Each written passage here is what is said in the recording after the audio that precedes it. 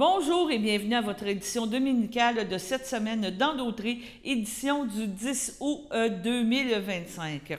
Déjà, ce fut le retour des conseils municipaux et lors du conseil municipal de Saint-Cuthbert, le maire Richard Belluma a tenu à faire un bilan des projets qui ont été faits par son équipe durant les 4 dernières années. Ce fut aussi le dernier conseil qui a eu lieu dans la bâtisse présente. Le prochain conseil, au mois de septembre, aura lieu à la nouvelle emplacement de l'Hôtel de Ville, soit l'ancienne Caisse populaire. On vous présente aussi des extraits de ce conseil-là. On a aussi le spectacle de Contraccello, donc un spectacle qui a été présenté à la Chapelle des Cuthbert et on vous présente l'entrevue avec les artistes qui font partie de ce duo Contraccello, donc contrebasse et violoncelle. On parle d'exposition de voitures qui a eu lieu à Saint-Norbert. On parle aussi d'un hommage à Cabrel avec Clément Courtois. On vous présente un peu M. Courtois en spectacle et on vous présente aussi un extrait du spectacle qui a eu lieu à Saint-Ignace pour le dernier mercredi en musique sur le bord du fleuve de Saint-Ignace. Les festivals hors route, le festival hors route est entre autres organisé par un de nos employés, Alexandre Mondor, à Sainte-Béatrix, et on a eu droit à quelques images. Par la suite, maintenant, cette semaine, il y a eu un lancement d'une campagne de sociofinancement pour un documentaire qui s'appelle Le Petit Monaco. Donc, Le Petit Monaco, qu'est-ce que c'est? C'est la fameuse mythique course à Trois-Rivières, du Grand Prix de Trois-Rivières qui existe depuis plusieurs années. Et ce fut Louis-Nicolas Tifo et Jacques Dehaye, les deux coproducteurs qui sont venus présenter des extraits de films et aussi le lancement de la campagne de sociofinancement. Par la suite, bien, vous avez aussi un extrait de la consultation publique de la ville de Berthierville sur le plan particulier d'urbanisme du Vieux-Berthier qui s'est tenu le 6 août dernier. Donc, on vous présente quelques extraits de cette consultation. Et en terminant, bien, on a une nouvelle série de recettes et on vous présente une recette avec Théo et Mathis sur nos ondes. Sur ce, bonne écoute et on vous rappelle qu'à toutes les semaines, vous avez votre bulletin de nouvelles qui est présenté à compter de 18 h pour se tenir au courant de toutes les informations qu'il y a dans la région. Bonne écoute! Je veux juste au moins souligner que c'est notre dernière assemblée dans ces lieux, à cet endroit pour tenir nos séances de conseil. Disons qu'on va le souligner un peu plus quand on va rentrer dans nos nouveaux locaux, mais je veux juste signaler que c'est depuis les fins des années 60 que les conseils se font ici. Donc, ça a changé de configuration quelques fois, mais quand même. Donc, on remercie nos prédécesseurs du temps qu'ils ont accordé puis ce qu'ils ont fait dans ces lieux pour la municipalité. Donc, merci. Ensuite de ça, je vais faire un bilan, ça a l'air de rien, mais ça fait déjà 4 ans qu'on est en poste. Et puis, je vais faire un bilan de nos 4 ans. Et puis, c'est quand même surprenant tout ce que j'ai pu relever avec tout le monde. Pas juste moi, mais tout le monde a travaillé là-dessus. Un des points, nous autres, c'était la sécurité routière. On a commencé par installer tout de suite, pas mal au début, des dos d'âne, les radars de vitesse, modifier certaines zones à 60 km/h. Dernièrement, on a créé le comité de sécurité routière. Donc, on va mandater le comité de veiller au grain pour la sécurité routière à Saint-Cuthbert. De mon côté, moi, je fais partie d'un comité de sécurité publique avec la SQ à la MRC. Donc, on met notre grain de sel aussi de ce côté-là. Ça, c'est pour la sécurité routière. Toute action citoyenne, je le nomme de même, tellement qu'il y a de choses, là. Mais on a commencé le conseil, on a innové, on a fait l'achat de la cantine. On voulait créer un lieu de rassemblement parce qu'on n'avait pas de restaurant. On a fait l'achat de la cantine, donc c'est mission accomplie. Ça fonctionne bien. C'est un beau lieu de rassemblement pour tout le monde. C'est sûr, la coordination du rendez-vous au cœur du village, dédié surtout aux bénévoles et à Nathalie qui coordonne tout ça aussi. On a le jardin de permaculture, le jardin de chez nous. Merci à nos bénévoles. Disons que là, le jardin a pris un peu plus son envol à partir de maintenant. L'année passée, suite à débit, on a eu peur un peu des suites, mais finalement, tout le monde s'en est bien sorti. Donc, bonne chance au jardin de chez nous. Puis, notre parc, c'est un des plus beaux parcs au Québec, là. On est fiers de notre parc. J'ai inclus là-dedans le jardin de permaculture aussi. Le terrain de tennis, pickleball. On va changer l'année prochaine l'endroit pour le terrain de pétanque. C'est tout en devenir. On va voir. Là, on va peut-être regarder pour une phase 2 pour modifier l'endroit pour la patinoire. Tout ça, c'est dépendamment de notre réception, on va dire la même, pour les subventions. Les subventions. Oui, c'est ça. Ensuite de ça, notre nouvel hôtel de ville, c'est notre dernière assemblée ici, mais à partir du prochain, on déménage à notre nouvel hôtel de ville. Ici, par le fait même, ici, on rénove tout ça. Il va y avoir la salle communautaire, le comptoir alimentaire, la salle des employés. Faut le souligner aussi qu'on a notre nouvel entrepôt en arrière, qui a été construit il y a 2 ans. 2 ans. Là, c'est tout récent. On va rénover un petit peu les chalets. Il va y avoir un nouveau recouvrement pour les chalets. Notre nouveau règlement d'urbanisme 2025, on a travaillé là-dessus. Certains d'entre nous ont travaillé plus là-dessus, Vincent et 2024. Sylvain. Comment? C'est pas 2024? Oui, 2024. 2024. Mais ça fait longtemps qu'on travaille dessus. On avait commencé en 2022. La nouvelle convention collective des employés. Disons qu'on a réussi à faire ça, une bonne convention pour tout le monde aussi.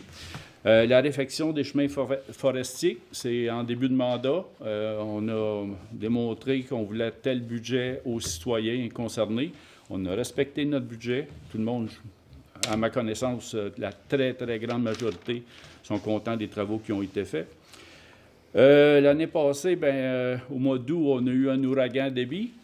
Disons que ça l'a affecté, on a eu des sinistrés chez nous, ça l'a affecté notre monde. Donc, c'était la gestion de tout ça pour aider ces personnes-là. Par le fait même, surtout avec le domaine Vardenais, on a hérité justement d'un parc. Donc, on est en train de réaménager ça pour faire un pump track pour les jeunes de 12-18 ans, on va dire ça de même, là. Et puis, un aire de pique-nique, il va y avoir un stationnement. En tout cas, on a commencé les travaux, là, ça va être beau sur le bord de la rivière, là, c'est un bel aménagement qui va être fait là. Suite à débit aussi, il y a des ponceaux qui sont partis. On a recommencé, on a fait faire des ponceaux. Ça, c'est réglé aussi.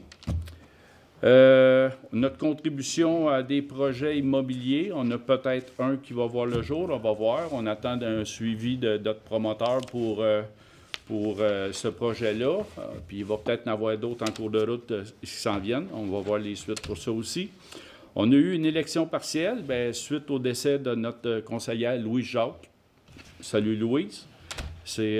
Puis en élection, c'est Élise Fafard qui a été élue. Merci, Élise, d'être avec nous. L'élaboration du véloroute Brandon, ça, c'est avec la collaboration de la MRC. C'est la première véloroute, on va dire ça de même, nord-sud. Avant, c'est toujours est-ouest. Donc, il va y avoir un véloroute nord-sud avec Saint-Gabriel-de-Brandon. Puis, suite à ça, il va y avoir une halte cycliste qui va être construite avec la contribution de la MRC dans notre parc ici. Donc, on commence ça bientôt, ça? Oui, réunion de chantier cette semaine. C'est ça. Donc, à suivre pour la fin de l'été. Notre participation, disons que notre Église nous amène beaucoup d'interrogations. Et puis, on veut trouver une deuxième vocation à l'Église. Il n'est pas menu -5, mais d'ici 3-5 ans, la vocation de l'Église va changer. Donc, il faut trouver une nouvelle vocation à l'Église. Donc, de mon côté, je participe à plusieurs colloques. Je suis allé avec Vincent, un colloque à Québec sur le financement des bâtiments patrimoniaux. D'autres à Montréal sur, c'était Héritage Montréal, avec des démonstrations de bâtiments patrimoniaux, écoles, églises et autres, comment ils ont financé ça, comment la participation autant des municipalités, des citoyens, puis aussi surtout des promoteurs. Dernièrement, c'était à l'église Saint-Léon-le-Grand, où c'était pour Avenir de nos églises, je crois que ça se nommait. Donc, c'est une autre participation pour colloque pour essayer de trouver une autre vie à notre église, mettons. Comme projet, bien, il y a le prolongement de la rue Isabelle qui s'en vient probablement. On attend des réponses pour les subventions. Non, on a des ingénieurs. On attend On commence les plans et devis détaillés pour soumettre des subventions. Disons qu'on a décidé de prolonger la rue Isabelle, c'est suite à l'ouragan Debbie, justement, où on trouvait que le secteur, pour sortir du domaine Belle-Meur, pouvait être très fragile en cas de pépin. Donc, on avait la possibilité d'agrandir, non, pas d'agrandir, mais de prolonger la rue Isabelle jusqu'au domaine Belle-Meur. Donc, on va procéder sous peu à ça. Comme projet aussi, bien, on va dérouler fibre pour plus de 400 résidences à Saint-Cuthbert qui sont soit pas branchées du tout, soit branchées avec Cogeco. Je recule dans le temps un peu. La MRC a déroulé fibre à la très grande majorité de notre municipalité, sauf qu'il nous reste des orphelins qui sont des orphelins cuivre, qu'on appelle Cogeco, et du monde qui sont sans fourniture de Cogeco ou autre, là. Et puis, juste comme ça, un prix moyen pour se connecter avec fibre, Internet, télévision, c'est plus ou moins 100 $, mais ces personnes-là paient plus de 200 $ par mois, ceux qui n'ont rien. Fait que c'est quelque chose qu'on va offrir à ces personnes-là. Puis, à moyen terme, bien, ça va être rentable pour la municipalité. Ce ne sera pas comme une dépense. Comme autre projet, bien, on veut fournir l'eau potable dans le secteur Saint-Viateur, sur le rang York. Disons qu'on a le hockey du côté de Saint-Barthélemy qui peuvent nous fournir l'eau. Donc, de notre côté, on va faire les études nécessaires avec les firmes d'ingénieurs pour voir la faisabilité de ça, surtout voir les coûts. Puis après ça, ça va être la recherche de subventions. Puis là, on va contacter ces personnes-là. Comme de raison, c'est aussi pour ce qui est de l'eau, notre usine de filtration, qui a plus de 40 ans, bien, disons qu'on est dans la phase 2 carrément pour la réfection de l'usine. Là, présentement, la réserve est terminée. Il reste à tout connecter. La tuyauterie. Oui, il reste la tuyauterie. Sauf que toute la mécanique au complet doit être revisée. Donc, c'est la prochaine étape. Ça aussi, on attend de voir jusqu'où vont aller les subventions pour aller dans ce projet-là. Je l'ai mentionné tantôt, il va y avoir un pack au domaine Vadnais, Pump Track et puis aire de pique-nique, stationnement. Oui, aussi, l'aqueduc rue Vadnais puis Moulin-Doucet, les deux sont à refaire. Et puis, on va procéder dès cet automne à Vadnais à faire des travaux pour cette réfection-là. Donc, en gros, c'est les fins de projet et ce qu'on a entrepris depuis 4 ans, mais entre autres. On a adopté aussi une politique environnementale. Oui, la politique environnementale. Ça, je m'en allais dire, s'il y en a d'autres qui ont d'autres choses à ajouter sur ce qu'on a fait. La politique environnementale, oui. On est en attente d'une politique culturelle. Est-ce que j'oublie d'autres choses? En plus de toute la routine, là-dessus, bien, pour ces 4 ans-là, je remercie mon équipe DGA et inspecteur des travaux, puis de tout leur effort qu'ils ont fait au cours de ces 4 ans-là. Merci. Administration générale, point 4. Demande de commandite du CGE de Dautré-Joliette. Oui, à la CGE Dautré-Joliette, on recherche du financement pour leur programme Place aux jeunes Dautré. Donc, eux, ils encouragent les jeunes à prendre des expériences de travail, ils font de la réinsertion. C'est souvent aussi des premières expériences de travail pour des jeunes au secondaire. Donc, ils sont en recherche de commandite. Puis, M. Vincent Bergeron avait proposé en séance de travail de faire un don de 100 $. Donc, c'est proposé par Vincent Bergeron, c'est appuyé par Richard Dion. Tout le monde est d'accord? Oui. Merci. Hygiène du milieu. Point 6, contrat de travail de la directrice du traitement des eaux. José Durand, qui est à notre emploi pour l'usine d'eau potable et la centrale de traitement des eaux usées, est à notre emploi depuis un certain temps déjà. Il a été formé par Benoît Brizard, notre ancien directeur du traitement des eaux. Donc, il a supervisé dans son apprentissage, l'a coaché sur nos infrastructures, la machinerie qu'on a, et il recommande la nomination de José au poste de directrice. Vous avez fait là le contenu du contrat de travail, donc la résolution va être pour la nommer directrice du traitement des eaux et autoriser le maire et moi-même à signer le contrat de travail. Donc, c'est proposé par Sylvain Toupin, appuyé par Vincent Bergeron. Tout le monde est d'accord? Oui. Merci. Hygiène du milieu. Point 6, contrat de travail de la directrice du traitement des eaux.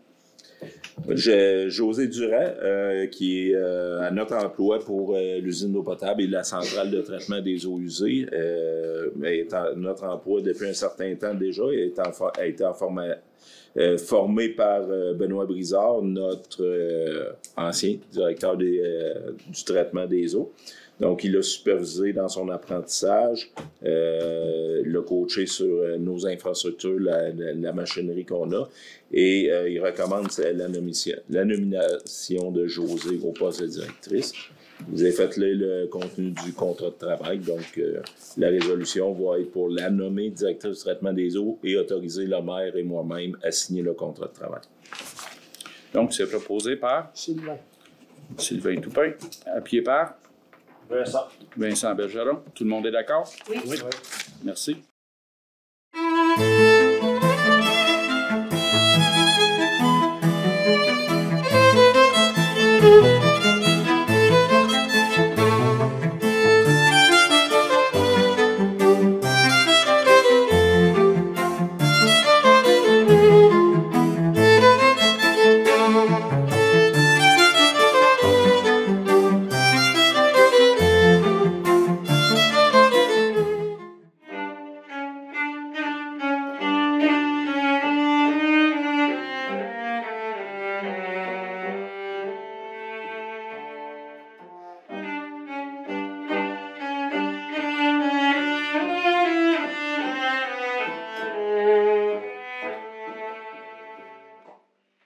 Bonjour Francis. Bonjour Sophie. Merci de nous recevoir chez vous. En fait, chez Francis, dans votre antre musical. Donc, on est heureux cet été à la Chapelle de vous recevoir pour un des jeudis du Cénacle. Mais vous, comme artiste, on aimerait vous connaître un peu plus. Alors, il y a Francis Palma-Pelletier, il y a Sophie Coderre et il y a le duo Contraccello. Donc, le duo Contraccello existe depuis, ça à peu près 10 ans, 11 ans cette année, 11 ans. Ah bon. Et donc, c'est beaucoup de concerts qu'on a fait. Et on a créé ça parce que, en fait, moi je joue dans un petit orchestre et Sophie aussi joue dans des quatuors. Puis on a souvent un rôle d'accompagnement. Donc, c'est la basse, accompagner. Puis là, on avait envie de quelque chose d'un peu plus de différent, de pouvoir un peu s'épanouir différemment. Donc, c'est pour ça que le duo est né. Et puis, j'imagine que vous faites des arrangements en conséquence pour reprendre les thèmes et mettre à l'avant-scène soit la contrebasse, soit le violoncelle. C'est ça. En fait, on se fait plaisir. On va chercher vraiment des musiques qu'on trouve qui ont un esprit mélodique très fort.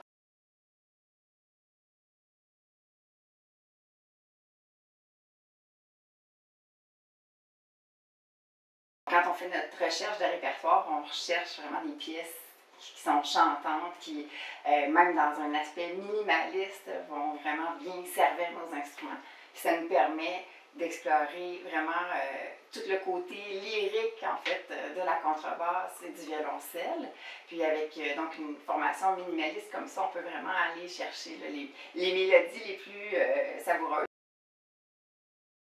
C'est un beau travail d'arrangement qu'on fait là, depuis 10 ans. On a développé un super répertoire. Là. C'est assez original aussi comme duo parce que c'est... on voit pas souvent quand même la contrebasse avec le violoncelle en duo, deux instruments imposants avec des notes graves et bien assises et tout ça, donc ça fait, c'est quand même une couleur un peu spéciale. Non, c'est vrai, c'est pas commun. En fait, comme on doit faire des arrangements, il n'y a pas tant de partitions qui existent déjà, ça, donc... Pas aller chez Archambault, là, puis il n'y a pas un rack comme ça plein de partitions. On doit le faire, c'est ça.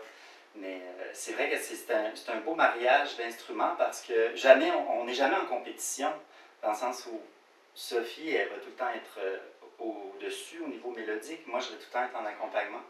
À part des fois, ouais. Oui, en fait, c'est assez équitable et démocratique, en fait. Oui. Justement parce qu'on voulait sortir d'un rôle qui était peut-être traditionnellement plus d'accompagnement de notre instrument. Bien, quand on fait les arrangements, on essaie de prendre en considération. C'est pas toujours moi qui va avoir la mélodie, puis souvent ça va être Francis qui va aller le chercher, puis là on va tricoter un accompagnement pour le violoncelle, vice-versa. Vous partagez le thème, tantôt l'un, tantôt l'autre, donc c'est ça. C'est ça qui est intéressant aussi. Puis en même temps, ça nous permet de, comme on... C'est pas juste, mettons, mon univers musical. Moi, j'ai découvert à travers ces 10 ans-là vraiment toute la richesse de la culture musicale de Francis qui m'a apporté tant dans la musique ancienne que dans le tango, que dans la musique de film, même dans les chansons plus du répertoire hispanophone et de la chanson française. Je suis allée chercher en fait vraiment des nouveaux univers que j'avais pas eu l'occasion de voir jusqu'à maintenant. Toi, ton univers, c'est quoi? Ben, moi, c'est beaucoup la musique classique, la musique populaire, aussi la chanson française, la chanson québécoise. C'était vraiment, c'est ça, moi, c'était un répertoire que j'avais envie de faire.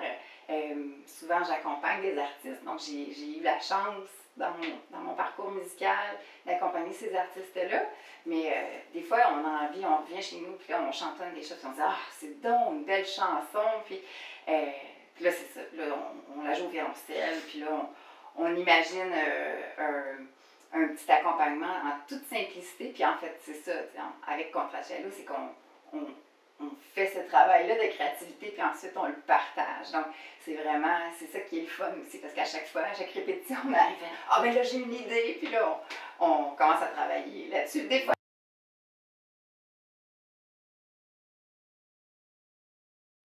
mais c'est ça, mais en fait, ça pousse nos limites, puis ça nous fait chercher aussi toutes les possibilités que nos instruments sont capables de faire.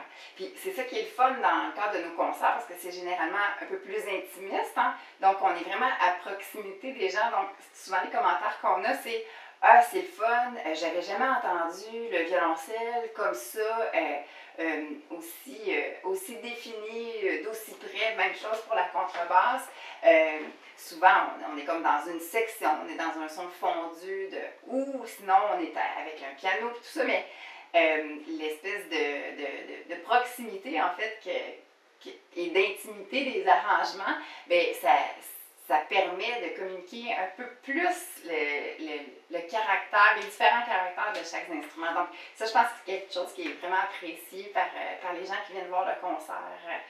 Donc, à part vos activités musicales au sein du duo Contracello, vous avez une carrière en solo, j'imagine, oui, Sophie? En fait, moi j'ai un quatuor à cordes, le quatuor Rhapsody, j'ai un ensemble avec piano, avec Anne Murphy. J'enseigne aussi le violoncelle à Joliette, au cégep de Joliette depuis quelques années. Et puis depuis plusieurs années, j'enseigne en privé à Joliette et à Montréal. J'accompagne des artistes de la musique de la scène populaire. Donc c'est très varié, très rempli, très riche. Oui, donc moi je joue dans un orchestre de musique ancienne qui s'appelle Arion Orchestra. Donc on a notre saison. À part ça, j'ai aussi un ensemble de tango, un petit orchestre de tango. On fait des bals tango, on fait des concerts de tango. C'est principalement de la musique de tango des années 50, 40-50. Qu'est-ce que j'ai aussi? Ah, j'ai un projet avec des ateliers en francisation où j'accompagne un chanteur qui vient présenter Félix Leclerc à des élèves du secondaire nouveaux arrivants. Je l'accompagne à la contrebasse, je l'aide dans ces ateliers-là. Mais chacun de votre côté, j'imagine que vous avez vraiment un air préféré que vous aimez, que vous allez nous présenter cet été. C'est dur de choisir. En fait, là, je dirais, moi j'aime beaucoup la chanson Moon River, qui était dans c'est une pièce de Henry Mancini, donc musique qui a été composée pour le film Breakfast at Tiffany's. J'adore le film pour son côté un peu éclaté, foufou, où j'ai découvert une actrice qui était une icône, mais moi je connaissais pas cet univers-là, mais ça fait voyager, ça nous amène à New York. Puis là, il y a de super belles chansons. À un moment donné, elle chante Regarde la lune. Puis c'est une pièce qui est devenue un standard de jazz aujourd'hui. Et nous, on en fait une mignonne petite version. J'ai toujours du plaisir pas à chanter, mais à jouer au violoncelle cette pièce-là. Moi, c'est la chanson de Cinéma Paradiso de Ennio Morricone. Et parce que j'aime beaucoup ce film-là, c'est bizarre parce que si on a choisi des films qui datent même parfois d'avant notre naissance, c'est beaucoup l'amour du cinéma qu'il y a là-dedans. Puis à chaque fois qu'on joue ça, cette mélodie-là, je vois la scène finale où, ça je le raconte dans le spectacle, l'histoire du film où à chaque fois qu'on voit les gens s'embrasser, le curé du village demandait est-ce que ce soit coupé. Et les gens ne voyaient jamais les gens s'embrasser au cinéma parce qu'il y avait une censure. Et à la fin du film, c'est ce montage-là avec tous les grands acteurs qui s'embrassent et il y a cette mélodie-là qui arrive. Et je trouve que c'est une scène magnifique du cinéma. Donc, c'est pour ça que c'est mon choix personnel. Donc, c'est un rendez-vous au Cénacle de la Chapelle des Culs-de-Balle le 7 août avec le duo Contraccello en formule 5 à 7. Alors, vous allez vous produire dans ce merveilleux site du Cénacle qui est, moi je l'appelle la sculpture scène. C'est une sculpture magnifique réalisée par la sculpteur Yolande Harvey. Et en cas de pluie, le concert est déplacé dans la petite église de l'île du Pas, située à proximité de Berthier. Moi, je fais l'inspecteur, tu fais la panthère. Voilà. En rose. C'est parfait.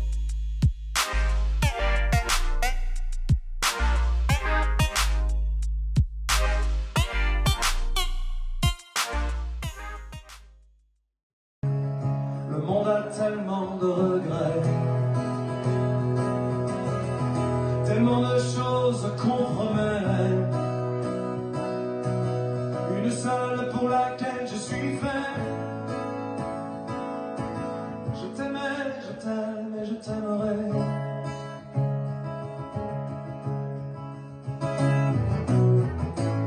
Et quoi que tu fasses, l'amour est partout où tu regardes, dans les moindres recoins de l'espace, dans le moindre rêve où tu t'attardes, l'amour comme s'il en pleuvait, nu sur les galets. Et on chante ensemble.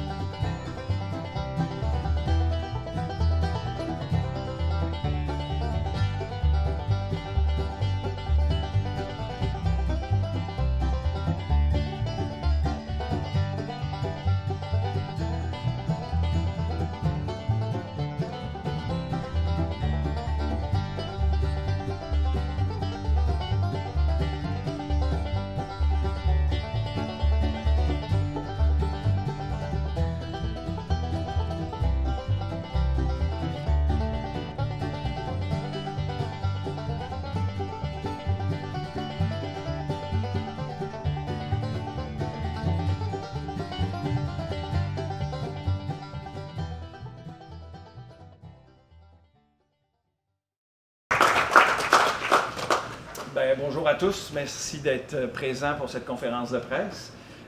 Donc effectivement, moi, mon père était donc membre fondateur du Club Autosport Mauricien, qui est à l'origine du Grand Prix de Trois-Rivières. Donc j'ai des archives qui datent de 1957.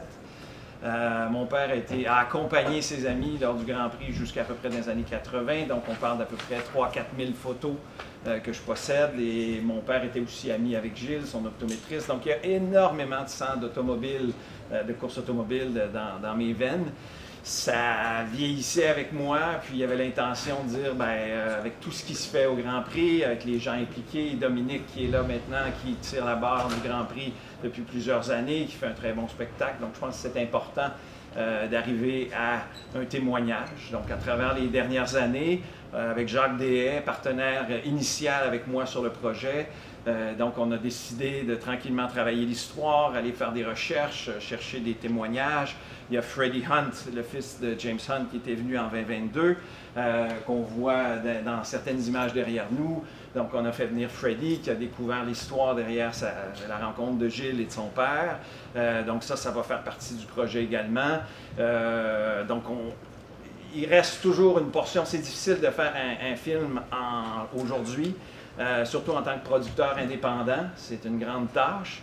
Donc c'est pour ça aussi qu'on demande aujourd'hui une partie de la population, un sociofinancement, de nous aider à boucler le budget pour terminer peut-être certaines entrevues à l'extérieur qu'il faudra aller faire. En Europe, il y a des gens, moi j'ai pris contact dans les dernières années avec plein de gens, des anciens pilotes, des gens qui ont participé, qui connaissent l'événement. On voit à travers le rayonnement aussi de ces recherches-là que c'est connu à travers le monde, cette course-là. Donc l'idée, c'est de raconter cette histoire-là, de faire un film de 90 minutes et de le présenter donc en 2026, avant le Grand Prix de Trois-Rivières.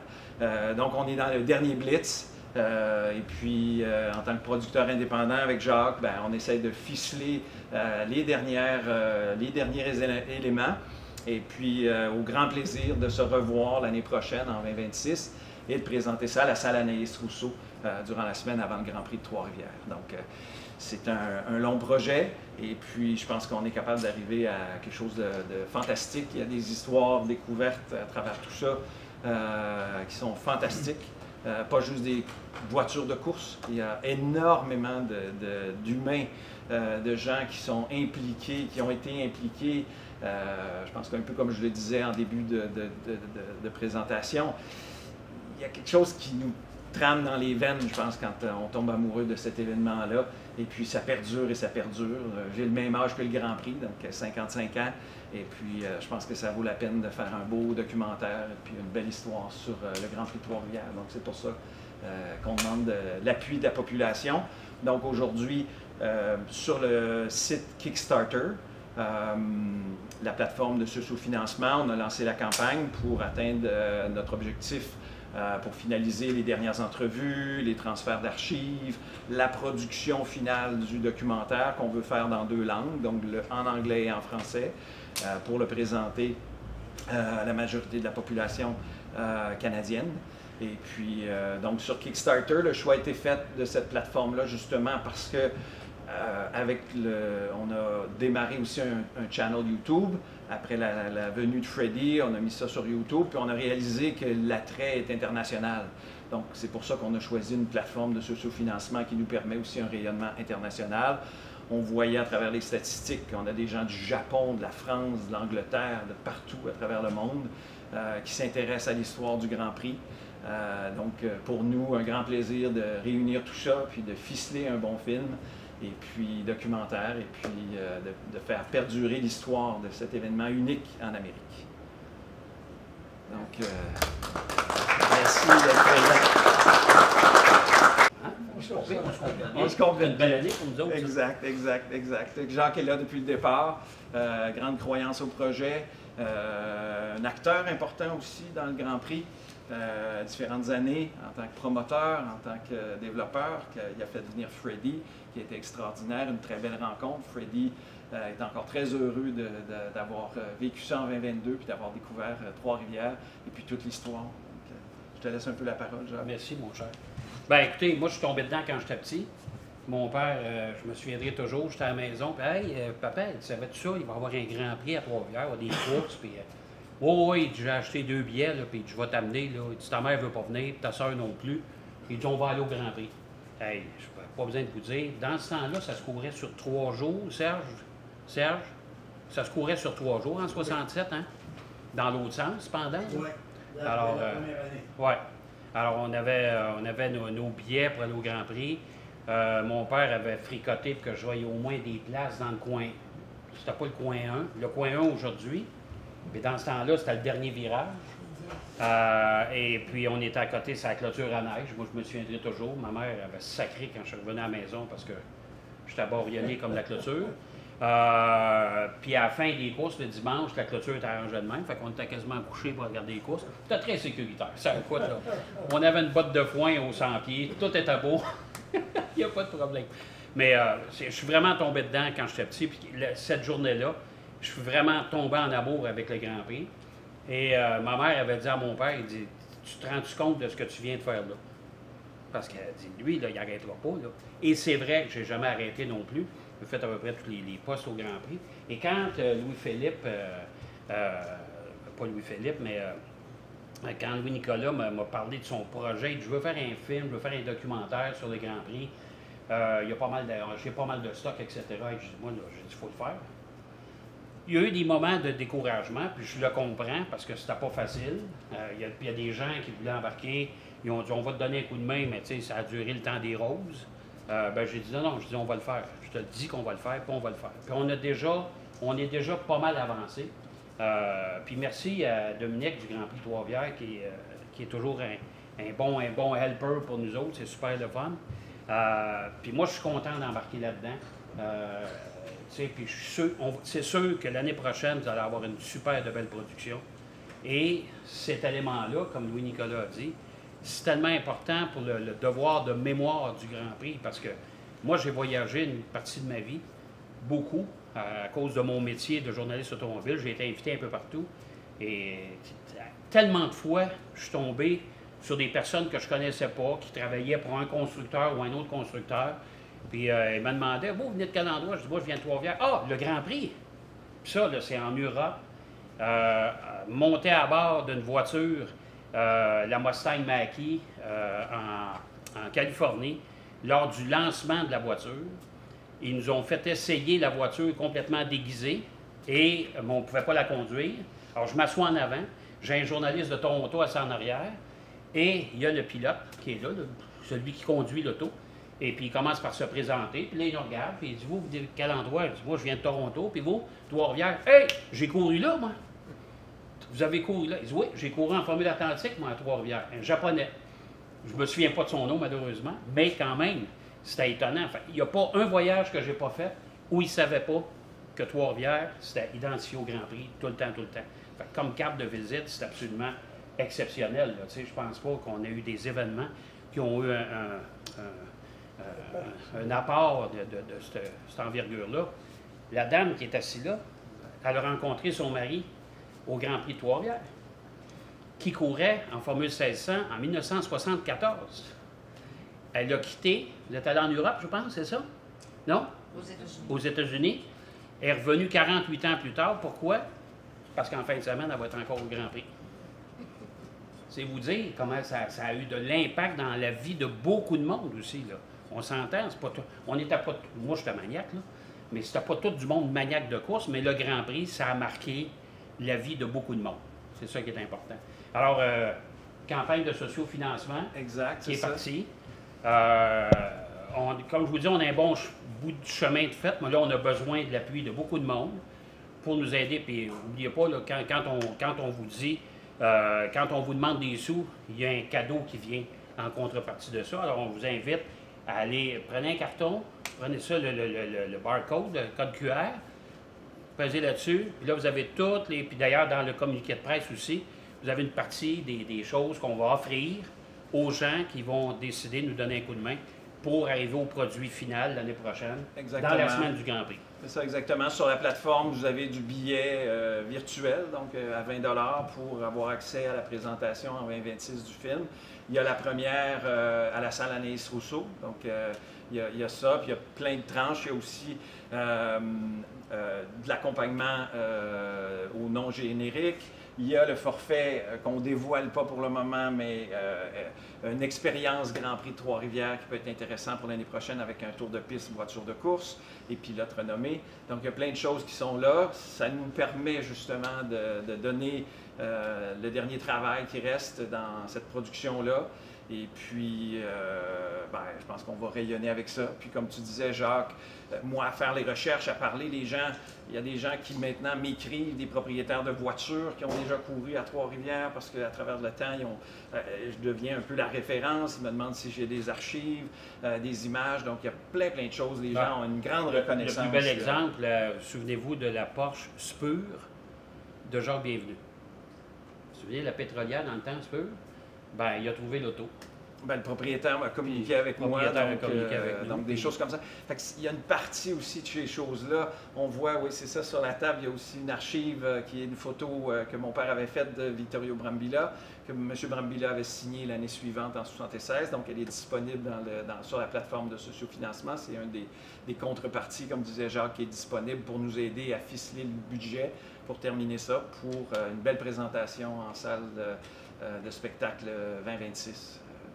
Et on est en discussion avec des diffuseurs, c'est-à-dire des applications. Vous savez que ça, c'est important. Alors, on est en discussion actuellement. Fait que ça aussi, on aura probablement des bonnes nouvelles en cours d'année à vous annoncer où ça va se retrouver, ce documentaire-là, pour que le maximum de personnes le voient et découvrent. Puis Dominique va être content parce qu'il ne fournira pas, il va trouver d'agrandir les estrades de nouveau, puis il va vendre des billets. Vrai? Les autobus du Japon qui vont venir. Au nom du conseil municipal et à mon nom personnel, je vous souhaite la bienvenue à cette assemblée de consultation publique. Ce soir, nous allons aborder le règlement 747-2 et le règlement 987, lesquels sont liés à la mise en œuvre du plan particulier d'urbanisme, qu'on appelle le PPU, du secteur du Vieux-Berthierville. Je suis accompagné de Mme Sylvie Dubois, directrice générale. Elle sent bien d'ailleurs. Elle est en chemin.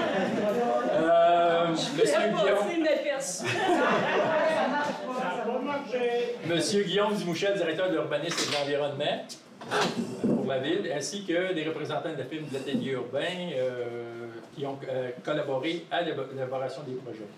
Donc, je tiens également à souligner la présence des membres du conseil que je remercie pour leur participation. Donc, dans la salle, j'ai vu Mme Isabelle Fontaine, Mme Amélie Lebrun et M. Patrick Plante. Le plan particulier d'urbanisme vise à encadrer l'aménagement du Vieux-Berthierville et en le découpant en différents types de milieux.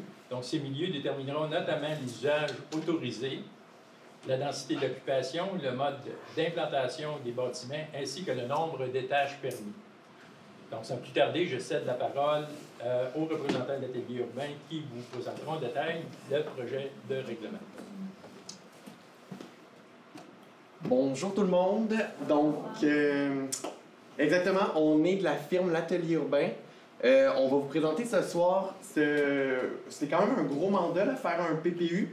Je vais vraiment essayer d'être simple puis de vulgariser les choses parce que souvent on a des termes techniques en urbanisme. Donc, je vais essayer de faire ça rapidement aussi parce qu'il y a beaucoup de stock dans une présentation comme celle-là.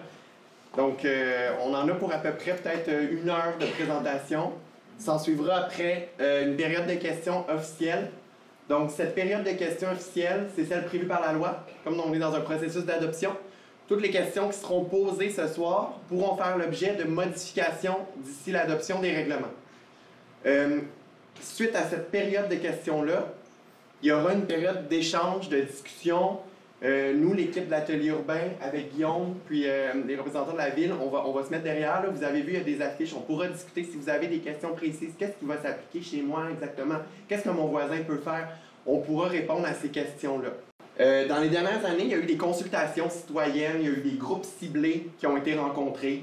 Je voyais des mains levées, il y en a qui ont participé parmi vous, pour élaborer la vision Berthierville 2050. Bon, ça c'est une grande vision. De ce constat-là, ce qui a découlé, c'est le besoin de venir planifier le vieux Berthierville, entre autres. Parce que beaucoup de projets, vous le savez, vous le voyez, il y a beaucoup de promoteurs qui déposent des projets, il y a des maisons qui se reconstruisent. C'est un secteur aussi qui est identitaire pour votre ville, là, le Vieux-Berthier. Il y a le centre-ville qui est là, il y a du patrimoine bâti. Donc, tout ce qui est ressorti de cette grande vision-là, c'est ce secteur-là, il faut qu'on en prenne soin. Puis le Conseil a décidé d'adopter un plan particulier d'urbanisme pour se pencher là-dessus. Deuxième élément, on est aussi dans un cadre réglementaire qui est extrêmement vieillissant. Les règlements de zonage et les autres règlements d'urbanisme à Berthierville sont très vieux. Ils ne sont pas adaptés avec une nouvelle vision ou même avec ce que les promoteurs voulaient parfois déposer. Fait que là, on se retrouve dans ces cas-là, là, pour un conseil municipal ou pour les employés de la ville, avec un règlement qui est complètement déconnecté de ce qui se fait maintenant en termes de construction, qui ne suit pas les besoins du marché, les besoins en logement, puis pour lequel les promoteurs, ils disent ça ne cadre plus avec nous ce qu'on peut construire. Donc là, on se retrouve à avoir des demandes de changement de zonage. Ça, probablement qu'il y en a parmi vous qui, des fois, assisté à des rencontres du conseil où il y a une demande de changement de zonage ou bien une demande qu'on appelle projet particulier. Ça, là, c'est quand le règlement ne cadre pas avec les projets. Fait que là, c'est toujours de l'autorisation à la pièce dans ces cas-là. Ça, c'est quand on a un vieux règlement qui n'est plus adapté. Ça veut dire qu'à chaque fois, le conseil doit juger le projet. Puis là, on n'a pas une planification en plus pour dire ça cadre-tu avec une vision parce qu'on n'a pas de vision pour le secteur. C'est très difficile pour un conseil. Fait que quand on arrive dans un secteur où il y a beaucoup de demandes, comme c'est le cas ici dans le Vieux-Berthierville, c'est compliqué d'analyser à chaque fois. Puis oui à un promoteur, non à l'autre. Pourquoi? Parce que tel élément. C'est complexe, on n'a pas des critères clairs. Là, maintenant, il y a une planification, il y a une vision, on sait c'est quoi. Puis pour les promoteurs qui vont acheter, par exemple, des maisons au cadre bâti vieillissant, par exemple, ou un terrain vacant, bien là, il sait à peu près ce que le conseil veut. Puis en plus, il va avoir les règlements qui permettent de faire un projet conforme. Donc, il y a moins cette incertitude-là, à la fois pour vous, sur le terrain voisin, il va-tu avoir un projet? Là, vous savez c'est quoi qui est permis, puis c'est quoi la vision de la ville. Puis, même pour le promoteur, bien maintenant, il n'achètera pas en pensant qu'il peut construire un immeuble de 6 étages, là, parce que clairement, le conseil a dit ici, c'est 2, 3 étages maximum, par exemple.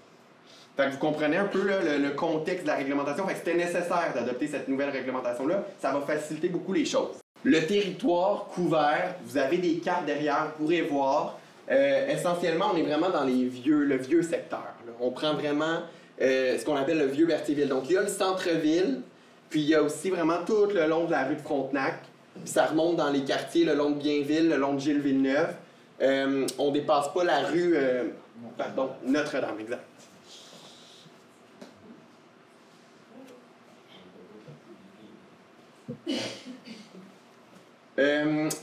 Dans un document de planification comme celui-là, je vais essayer d'être rapide, c'est beaucoup de texte, mais ce qu'on fait toujours, c'est qu'on vient expliquer c'est quoi la grande vision pour le secteur.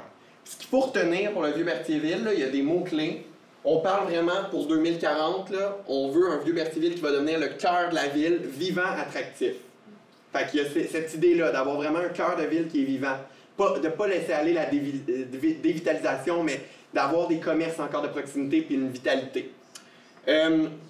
On parle aussi où patrimoine et paysage cohabitent pour offrir un milieu de vie complet.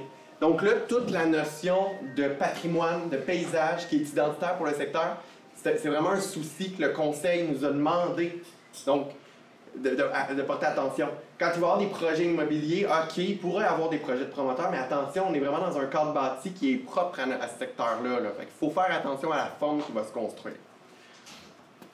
On parle aussi d'une évolution sensible du cadre bâti. Donc, encore une fois, on ne parle pas d'une transformation complète. Ce qu'on veut, c'est que ça évolue de manière sensible à ce qu'il y a autour, au voisinage. D'une mobilité active qui est sécurisée. Juste en s'en venant, on a vu, c'est un secteur où il y a quand même beaucoup de marcheurs. Donc, sécuriser les déplacements dans ce secteur-là, s'assurer qu'il y a une bonne cohabitation avec les voitures aussi, que les voitures puissent encore se stationner, circuler, mais qu'à l'inverse, les déplacements piétons qui puissent se faire de manière sécuritaire, surtout dans un contexte où on a une population vieillissante, parce que des fois, c'est des besoins en mobilité qui sont un peu différents. On parle finalement d'un paysage fluvial identitaire, donc on est à côté du fleuve. Une trame végétale, ça c'est des termes d'urbanisme, là. Donc, une trame végétale, on parle de la végétation, la verdure. C'est un secteur qu'on veut vert. C'est pas vrai qu'on va densifier, qu'on va accepter des projets s'il n'y a pas de verdissement sur les terrains, par exemple. Finalement, on termine la vision avec le vieux Berthierville s'anime, attire les visiteurs, renforce ses liens avec les quartiers avoisinants. Donc, le vieux Berthier en 2040 qui atteindrait cette grande vision.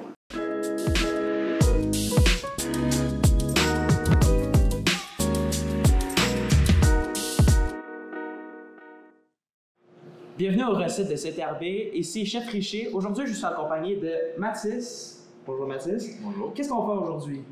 Décoction de parceliant du livre DND, qui ressemble un peu à un mojito, un peu à du citron. On va avoir besoin d'un citron et de son zeste, un petit bout de gingembre, de la menthe et du miel et de l'eau bouillante qui vient de bouillir en ce moment. On va commencer avec le citron. On va trancher des fines lamelles du zeste avec un couteau ou un écolone si vous en avez un.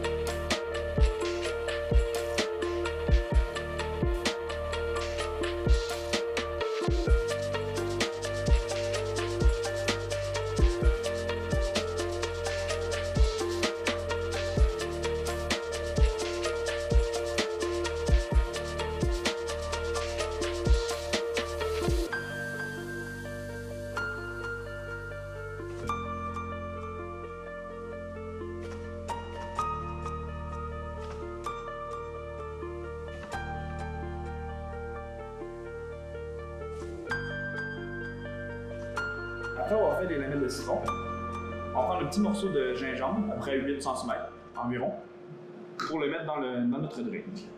Tiens, monsieur le chef.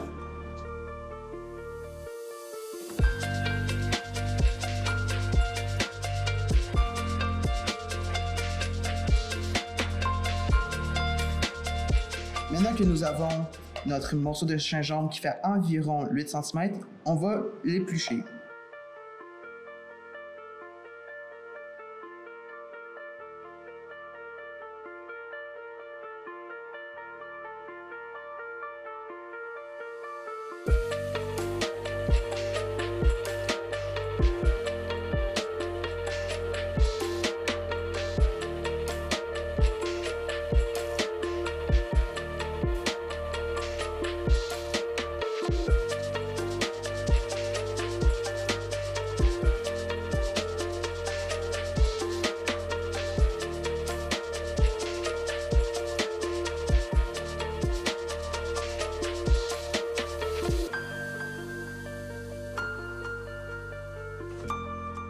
Maintenant que nous avons épluché le gingembre, il faudra le découper en 4 morceaux égaux.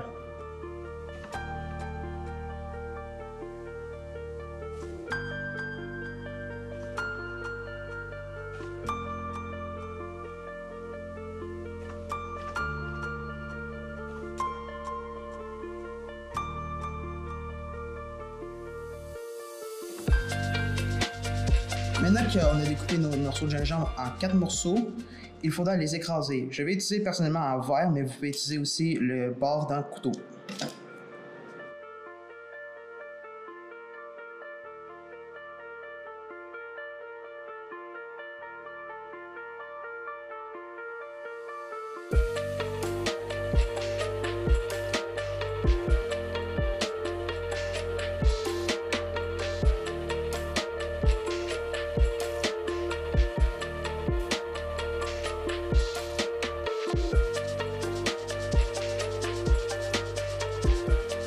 Et maintenant, dans votre verre, vous allez mettre un quart du gingembre,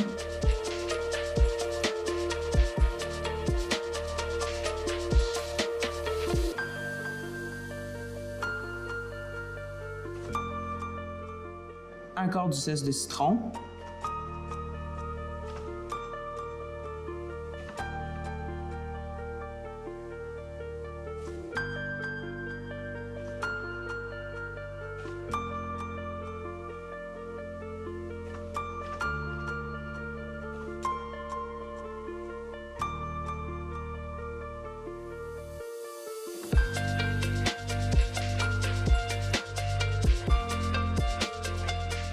ainsi qu'une pincée de menthe,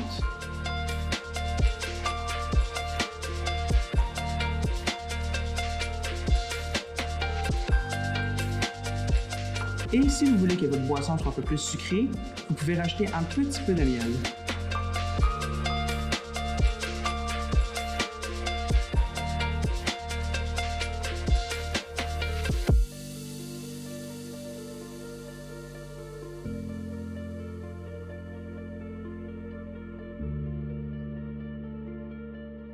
Après avoir laissé infuser pendant 4 minutes, nous pouvons enfin déguster cette boisson.